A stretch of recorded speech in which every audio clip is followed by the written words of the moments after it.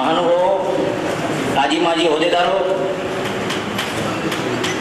ધર્માદા આયોગમાં case ચલાવનાર મારા સાથી મિત્રો અને આ સાઈડમાં ઉભેલા શ્રોતાગણો અને આજે જે તમારો અમૂલ્ય સમય કાઢીને તમે જે આ જ્ઞાતિના સંદર્ભમાં ભેગા થયા એ પ્રત્યેક ભાઈઓને અમારું નમન.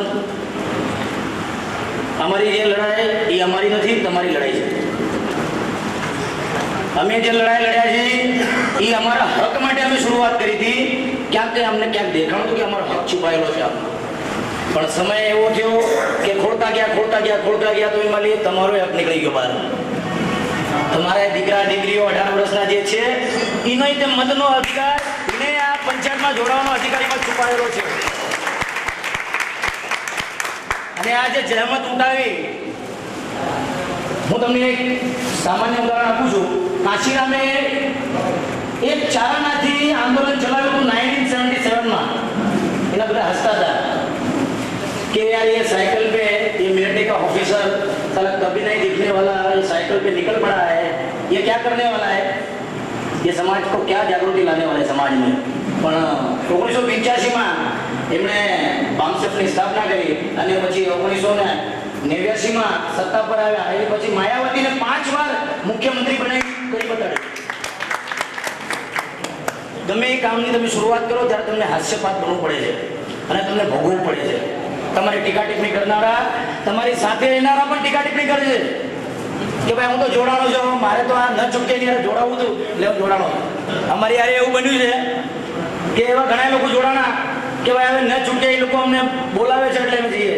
હું તમને ખરેખરની વાત કરું, આપણા 2 બંધારણ છે, બધાને ખબર છે અહીંયા, પણ અહીંયા જે આવેલા છે ને એને આ ખબર નથી ઘણીને.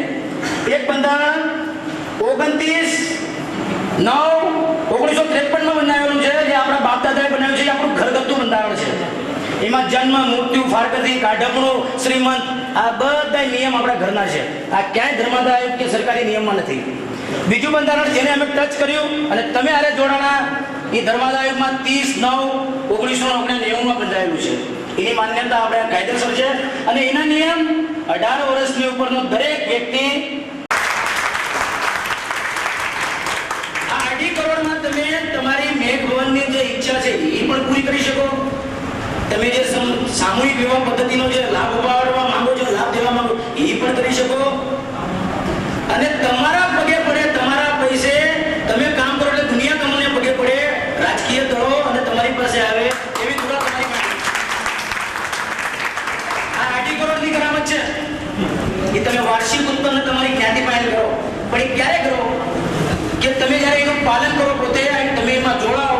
અને સ્થાનિક પંચાયતો જે 67 છે એની કોઈ માન્યતા નથી ધર્માદા. સાથ સહકાર આપીશ એવી હું આપને ખાતરી આપું છું. ધન્યવાદ. જય હિન્દ, જય ભારત.